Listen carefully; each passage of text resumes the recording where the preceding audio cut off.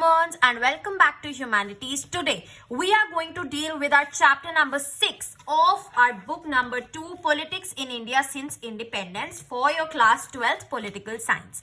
तो ये जो चैप्टर है, the crisis of democratic order, it has been renamed as democratic resurgence. तो यहाँ पे हमने लिखा है chapter number 6, democratic resurgence. Clear है? चलिए, now we shall look at the topics to be covered. क्या क्या टॉपिक्स कवर करने हैं हमें इस चैप्टर में से? Topic number 1, JP Narayan and total revolution, ये हमारा एडेड टॉपिक है. Then Ram Manohar Lohia and socialism, again added topic. Then Pandit Deendayal Upadhyay and integral humanism, added topic, and democratic upsurges, added topic. तो शुरू के हमारे 4 टॉपिक्स हैं एडेड टॉपिक्स. ये चारों टॉपिक्स वन शॉट में पढ़ने के लिए मैं नेक्स्ट वीडियो निकालूंगी for chapter number 6, democratic resurgence, added topics in one shot. Link will be in the description box below. अगर आप बाद में देख रहे हैं, you can go and find out the added topics in that video. इस lecture में हम करेंगे अपना मेन टॉपिक नेशनल इमरजेंसी. अब ये जो नेशनल इमरजेंसी का टॉपिक है, ये एक बहुत ज्यादा ब्रॉड टॉपिक है. इस नेशनल इमरजेंसी के अंदर ही हमारा बुक में से बैकग्राउंड टू इमरजेंसी आता है, देन कॉन्फ्लिक्ट विद जुडिशरी इसी के अंदर है, then declaration of emergency, and then we shall move on to our controversies regarding emergency. ये सब आता है हमारा नेशनल इमरजेंसी के अंदर, leading up to lessons of the emergency, and politics after emergency included नहीं है. तो पेज नंबर 118 तक हमारा पूरा नेशनल इमरजेंसी का टॉपिक आता है. सो इस वीडियो में हम ये सारा टॉपिक कवर करेंगे and let's get started. Okay, now moving on with our first topic of national emergency, background to emergency, on your page number first of this book, यानी कि पेज नंबर 103. क्लियर है? यहां से शुरुआत करते हैं. Emergency को पढ़ने के लिए सबसे पहले उसका बैकग्राउंड जानना जरूरी है.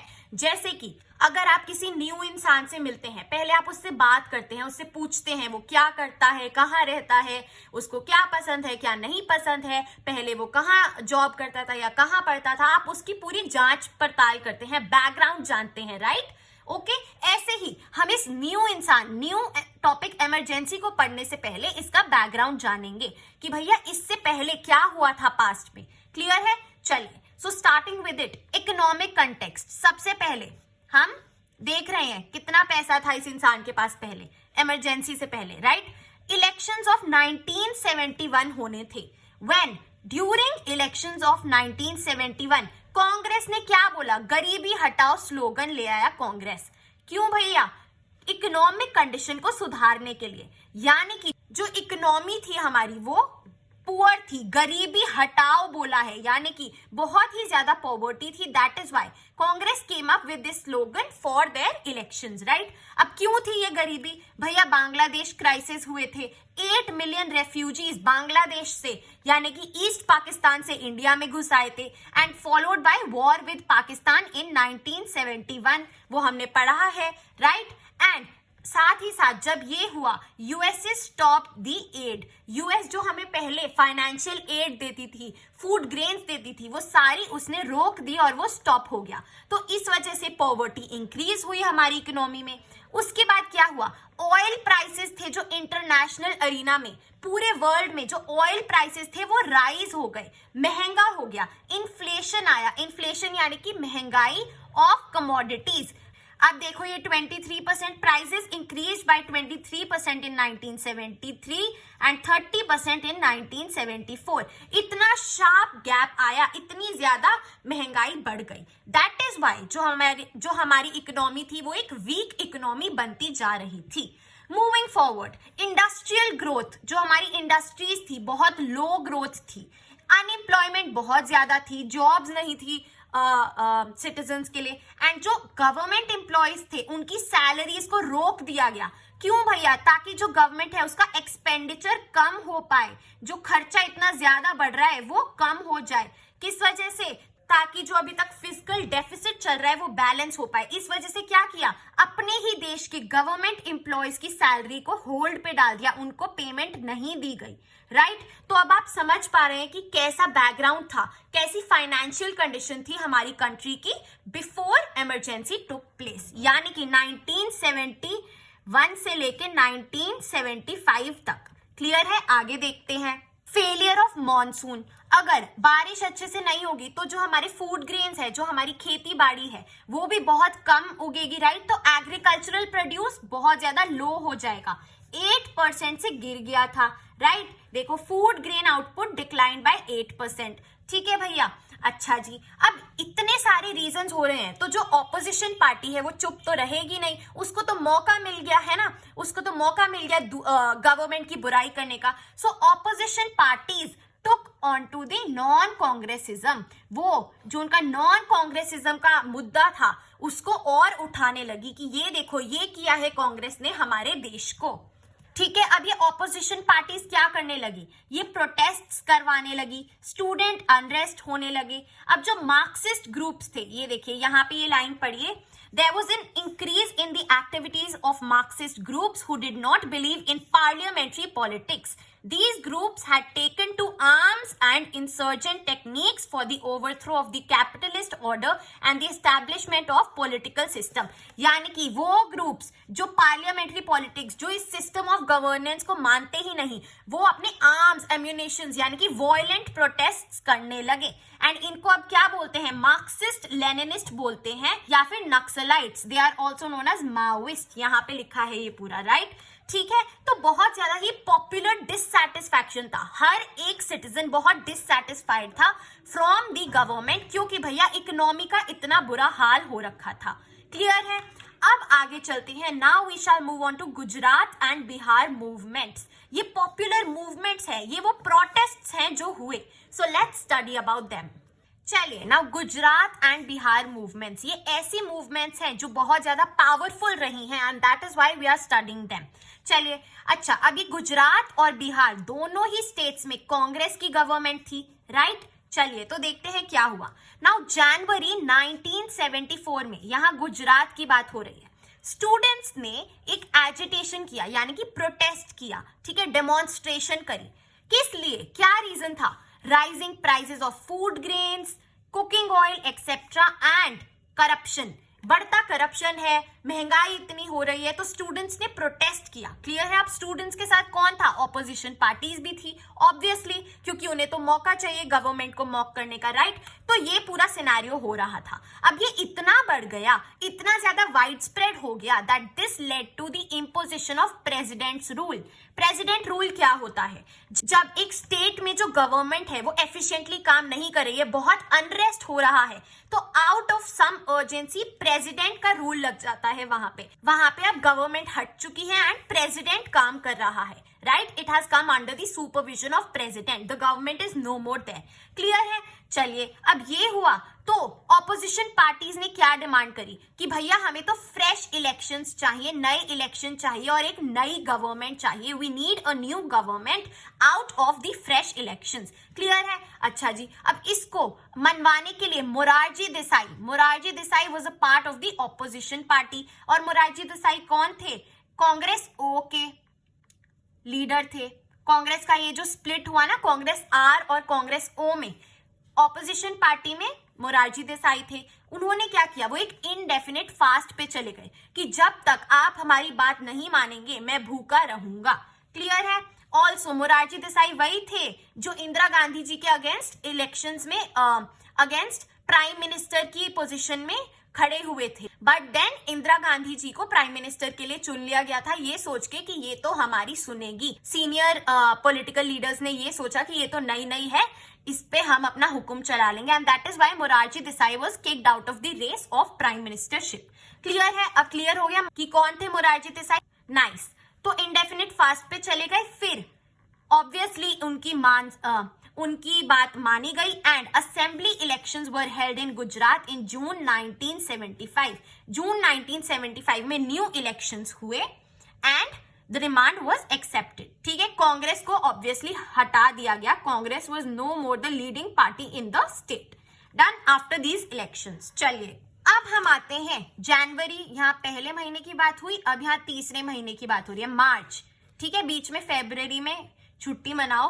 ठीक है, जनवरी मार्च 1974 में बिहार की हम सिचुएशन देखते हैं। Again students started to protest against the rising prices, food scarcity, unemployment and corruption। वही रीजंस है जो अभी हमने बैकग्राउंड में पढ़े, राइट। अब भैया कौन सा लीडर हमारा फोर फ्रंट में आया? जयप्रकाश नारायण या फिर जेपी नारायण। ठीक है जी, जयप्रकाश नारायण कौन थे ये? He had given up active politics और अब वो सोशल वर्क कर रहे थे। इनको स्टूडेंट्स ने प्रेशराइज किया कि प्लीज लीड द मूवमेंट, आप लीडर बनो हमारे इस मूवमेंट के। क्लियर है? तो जेपी नारायण ने कहा कि ठीक है, मैं एक ही शर्त पे आपका लीडर बनूंगा, अगर आप इस प्रोटेस्ट को नॉन वायलेंट रखेंगे, यानी कि कोई भी आप लड़ाई झगड़ा, फिजिकल इन्वॉल्वमेंट नहीं होगी, पीसफुल प्रोटेस्ट होगा, एंड ये वाइड स्प्रेड प्रोटेस्ट होगा, यानी कि बिहार से भी बाहर, बिहार स्टेट से भी बाहर पूरे इंडिया में इस प्रोटेस्ट को हम फैलाने की कोशिश करेंगे। दीज 2 पॉइंट्स, तभी मैं आपका लीडर बनूंगा। सो दैट इज वाई उन्होंने, obviously the students were keen, उन्होंने कहा yes sure sir, and then this movement gain the political character and national appeal. Political character कैसे?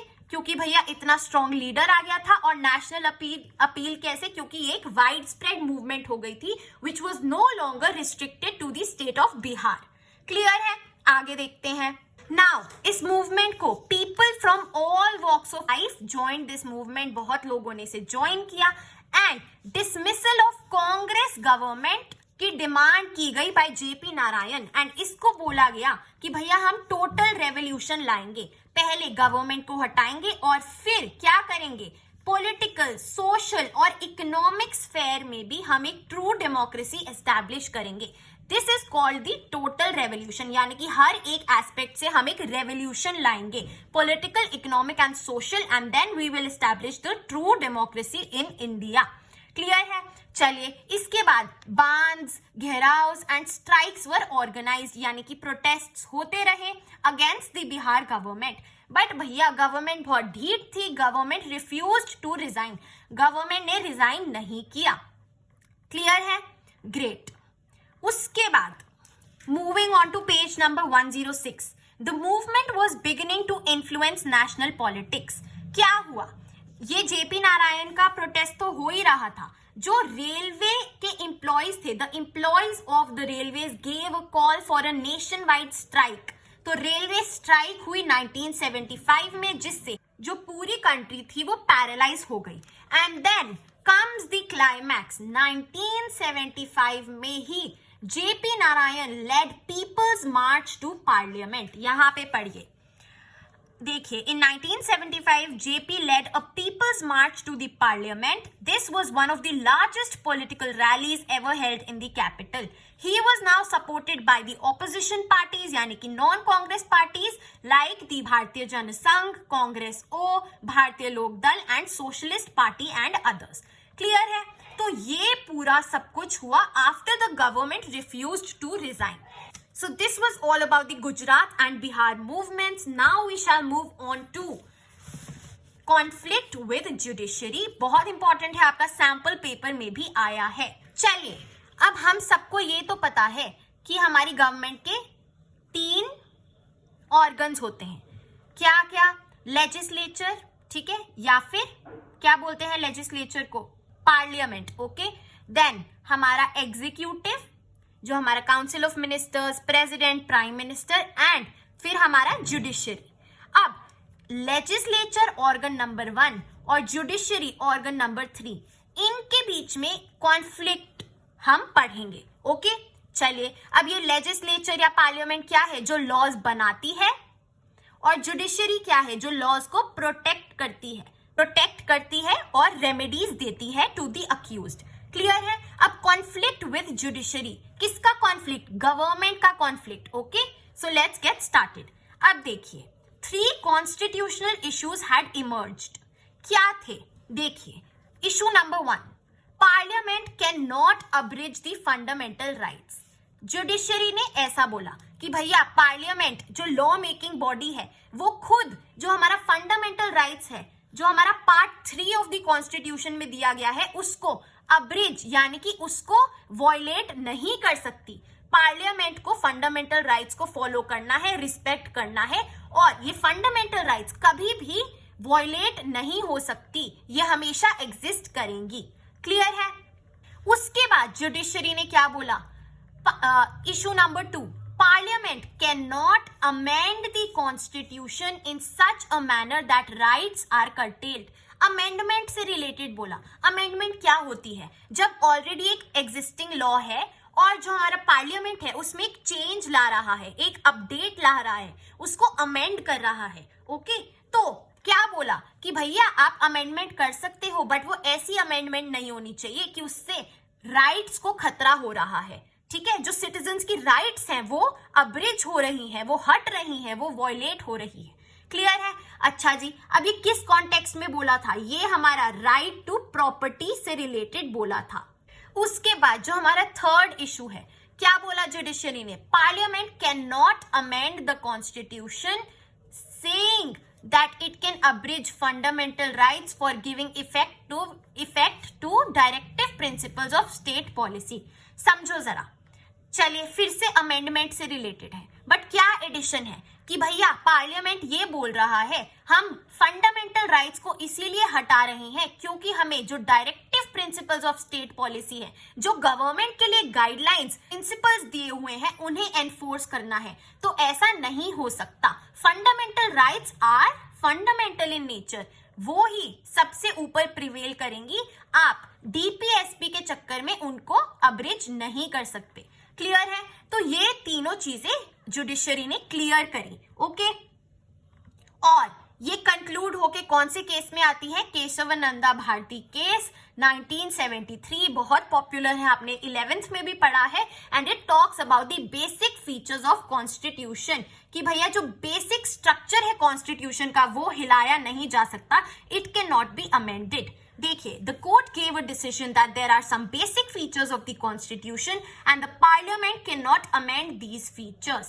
clear है? great, now that we have understood the issues, अब हम आगे चलते हैं पॉलिटिक्स में क्या हुआ। now coming on to this paragraph।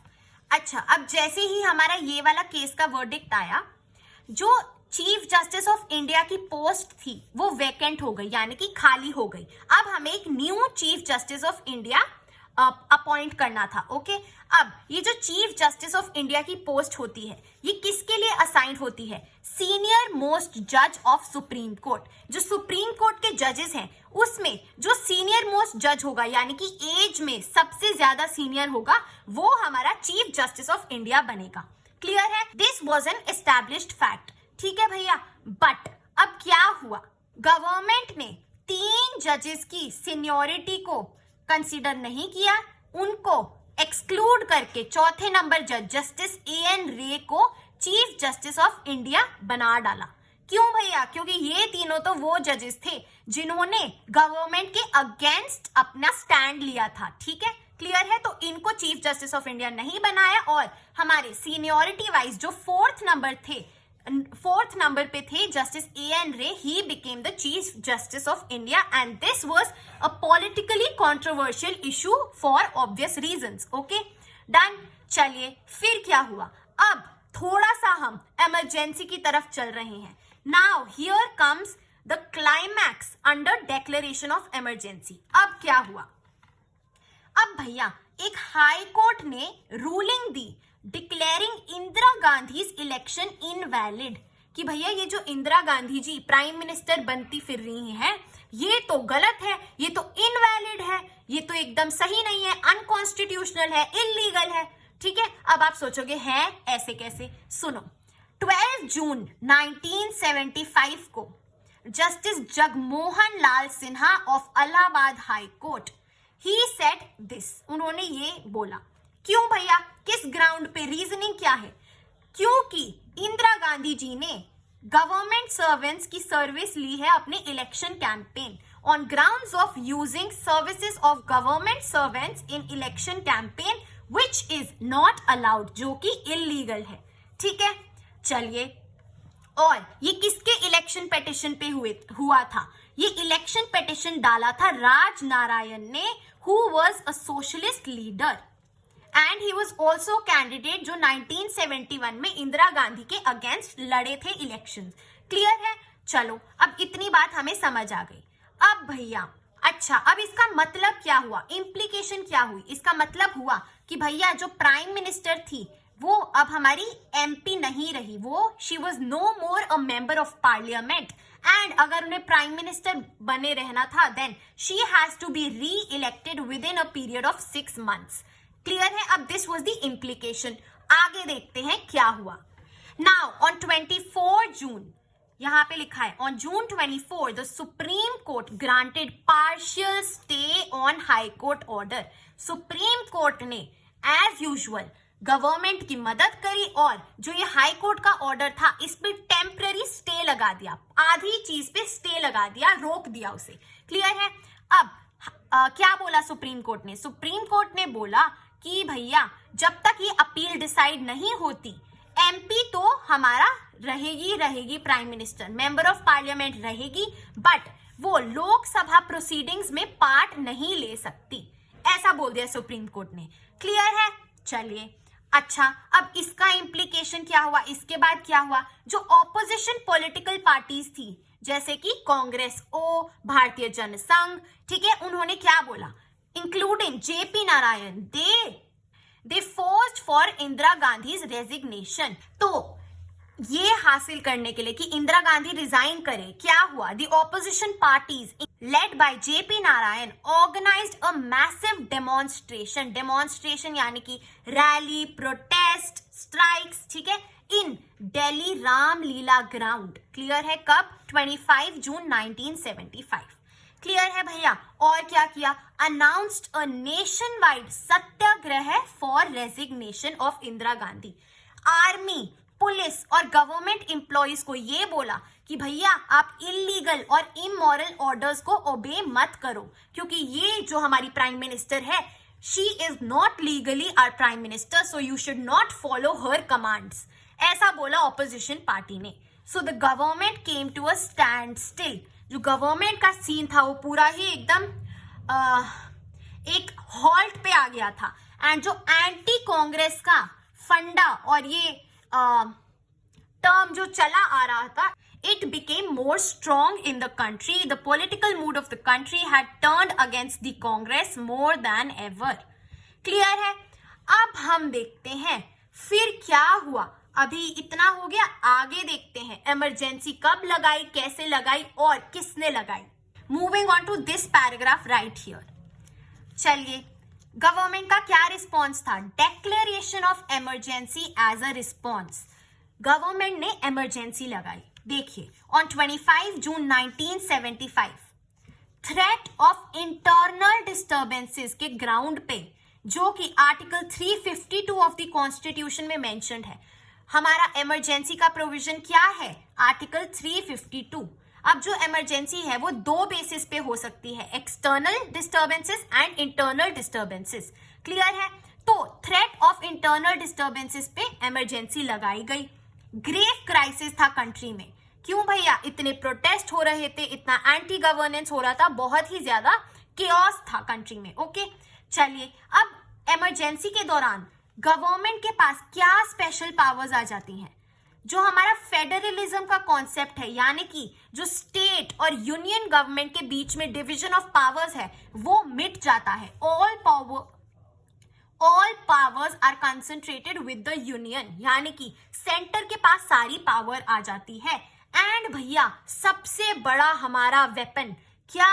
That the government can curtail any और ऑल फंडामेंटल राइट्स। जो आपके पास राइट्स हैं, कौन सी?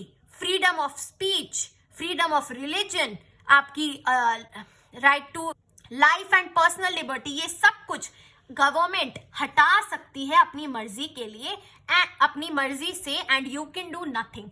All your rights can be curtailed bye the government. अब आप समझे कि कितना बड़ा ये एक वेपन था used by the government. Okay, चलिए, Emergency is an extraordinary condition in which normal democratic politics cannot function. Emergency क्या है? एक एक्स्ट्रा ऑर्डिनरी कंडीशन जहां पे भैया जो नॉर्मली चलता है एक कंट्री में वो सब अब नहीं हो सकता. अब स्पेशल प्रोविजंस आएंगे. कौन से? जैसे कि no federalism and no fundamental rights. Clear है? आगे चलते हैं. अब देखिए इमरजेंसी कब लगी और कैसे लगी. नाइट ऑफ 25 जून 1975, यानी कि हम आपका समझ लो 25 जून का दिन जा चुका था और रात का टाइम था. ओके, 10 बजे ऑनवर्ड्स लगा लो, 10 PM ऑनवर्ड्स. क्लियर है? प्राइम मिनिस्टर इंदिरा गांधी जी ने प्रेसिडेंट फखरुद्दीन अली अहमद को रेकमेंड किया कि प्लीज आप प्रोक्लेमेशन इशू करें एंड इमरजेंसी लगा दीजिए. और वैसा ही हुआ.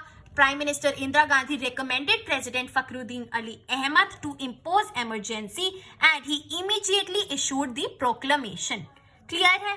उसके बाद देखिए आफ्टर मिडनाइट 12 बजे के बाद भैया सारी देश की इलेक्ट्रिसिटी को डिस्कनेक्ट कर दिया गया. ओके, देखिए क्यों भैया?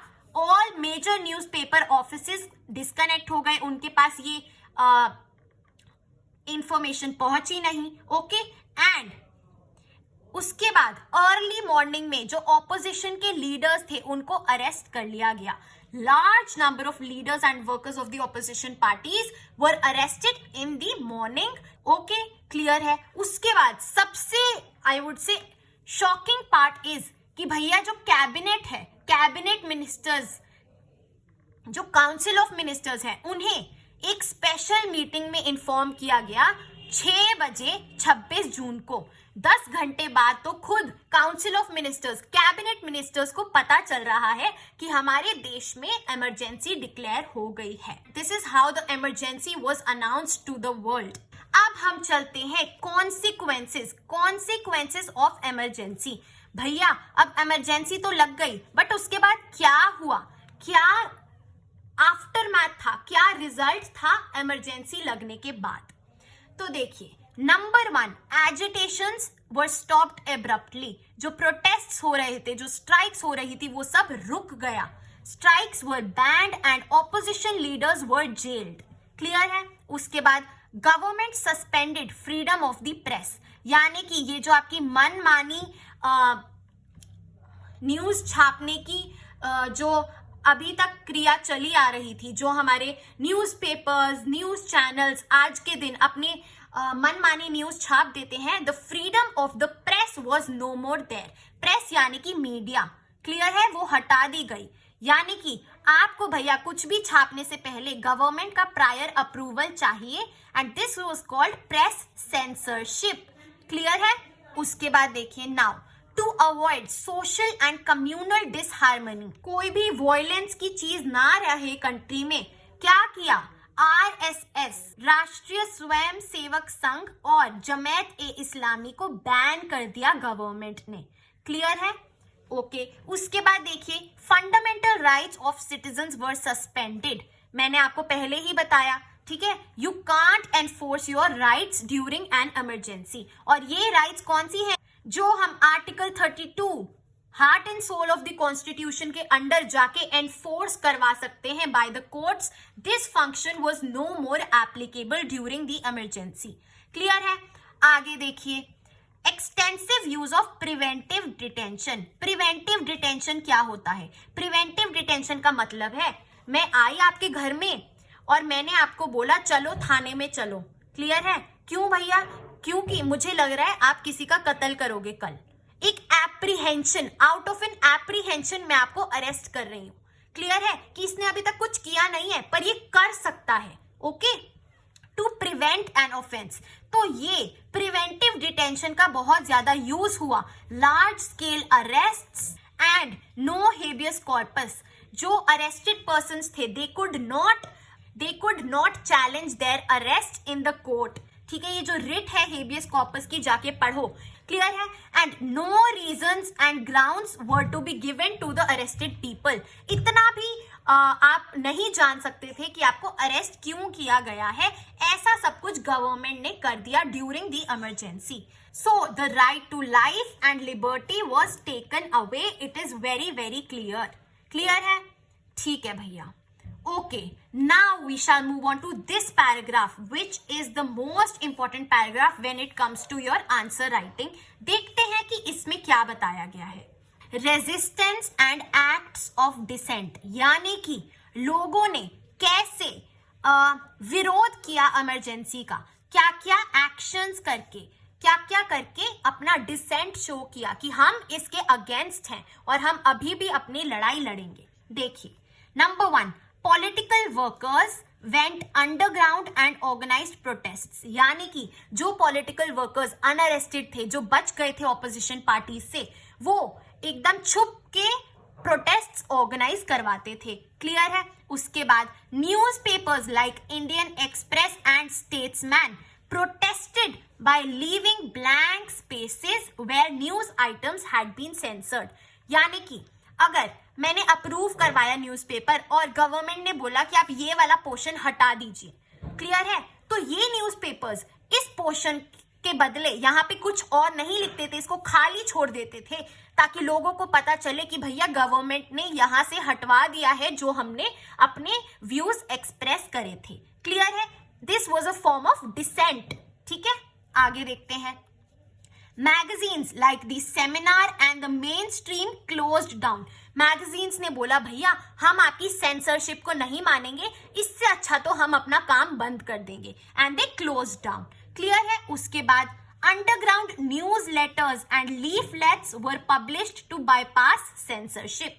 यानी कि छुपके से जो underground newsletters, newspapers और लीफलेट्स जो लीफ पे लिखे जाते थे वो पब्लिश होते थे छुपके से, लोगों को पता चले कि क्या हो रहा है, टू अवॉइड सेंसरशिप, जिसमें एक्चुअल में पता चले गवर्नमेंट क्या कर रही है.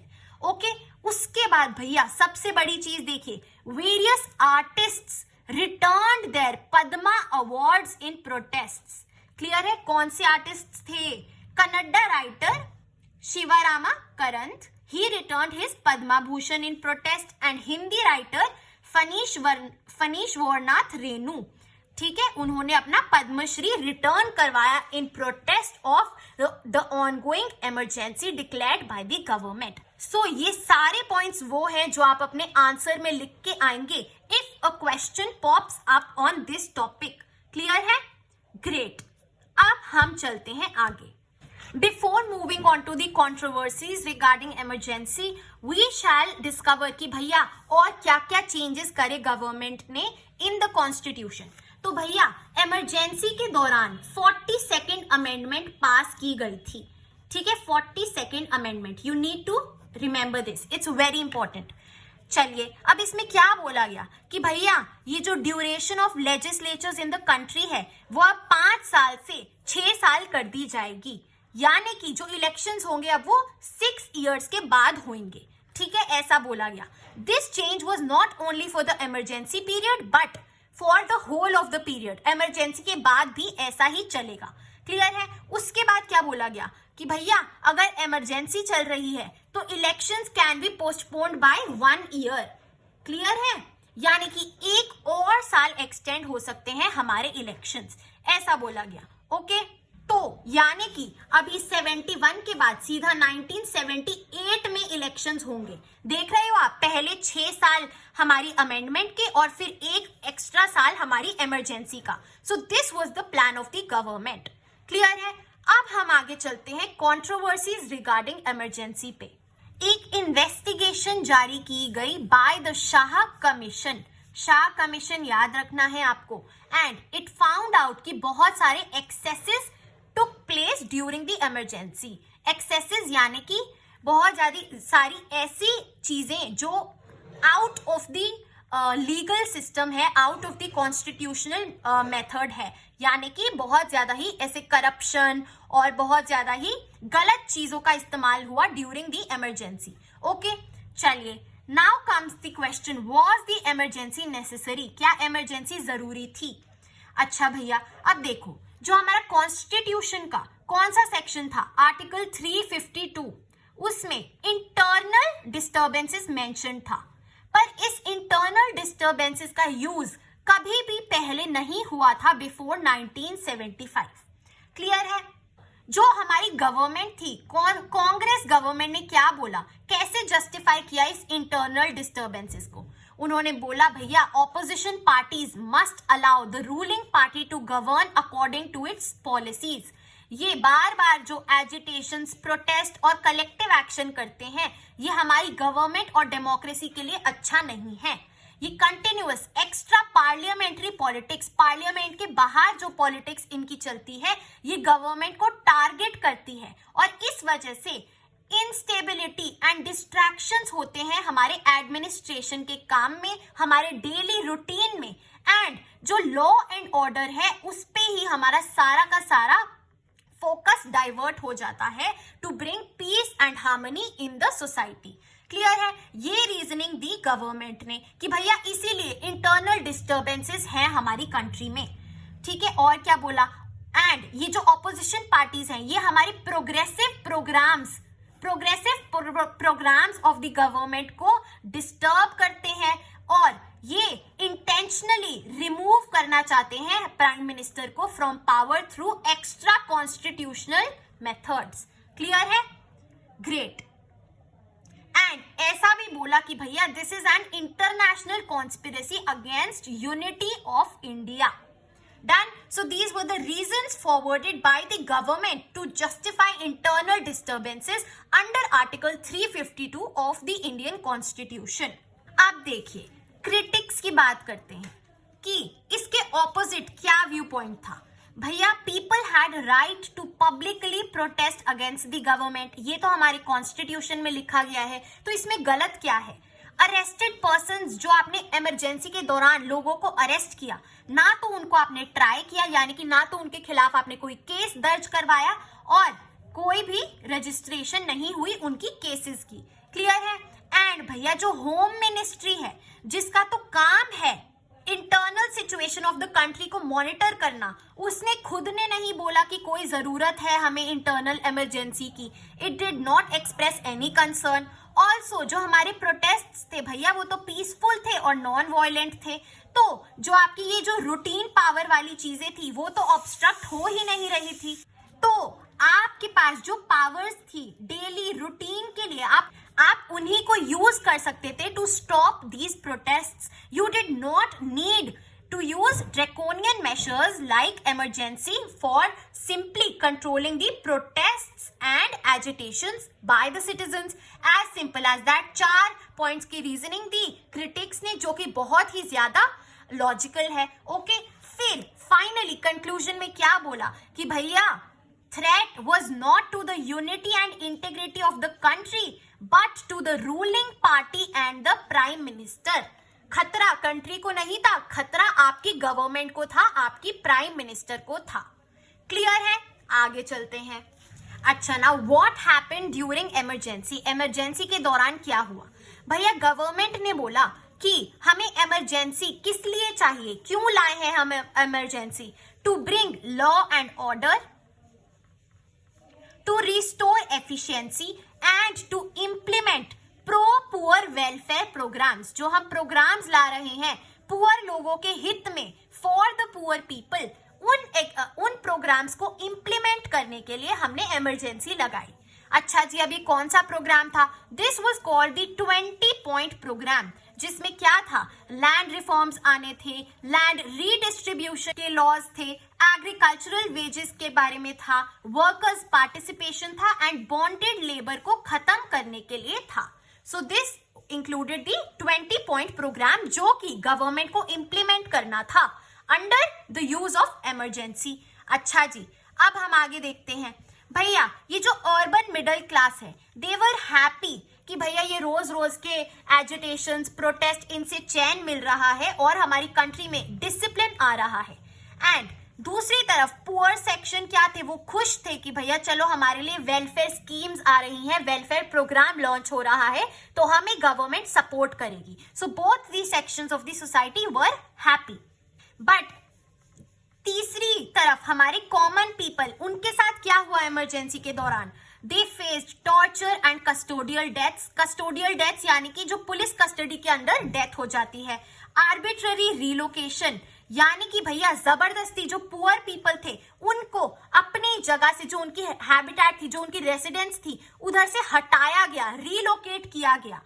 और सबसे बड़ी चीज, पॉपुलेशन कंट्रोल के अंडर कंपल्सरी स्टेरिलाइजेशन यानी कि किलिंग्स, लोगों को मार दिया गया कि भैया हमारी पॉपुलेशन बहुत बढ़ रही है.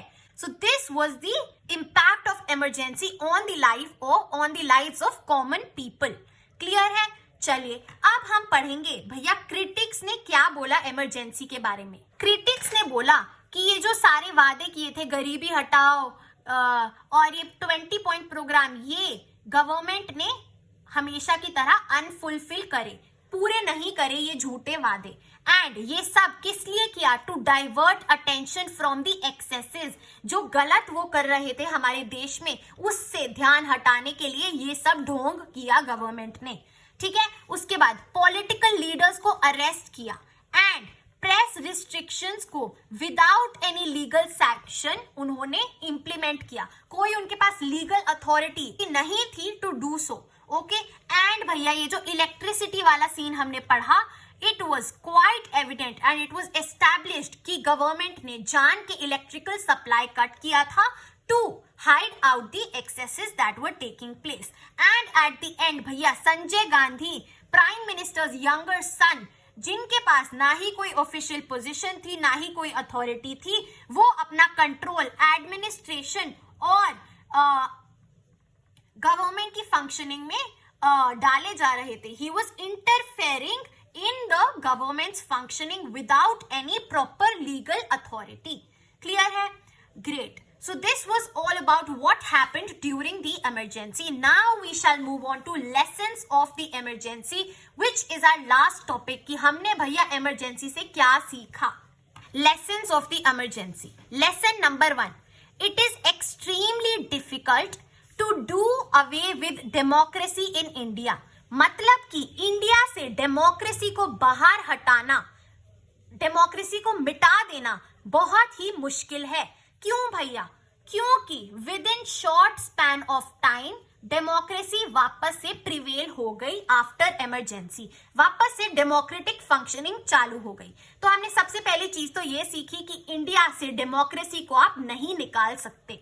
Then lesson number 2, emergency brought out some ambiguities regarding emergency provision in the constitution. Ambiguities यानी कि uncertainties, confusion, जो थोड़ी कमी है वो हमें पता चली कि कॉन्स्टिट्यूशन में इमरजेंसी से रिलेटेड थोड़ी सी अनसर्टेनिटी है. तो क्या चेंज लाए? ये चेंज लाए कि भैया नाउ इंटरनल इमरजेंसी आप तभी डिक्लेयर कर सकते हैं जब कंट्री में आर्म्ड रेबेलियन है, यानी कि वायलेंस हो रहा है, वॉर लाइक सिचुएशन है विद इन द कंट्री.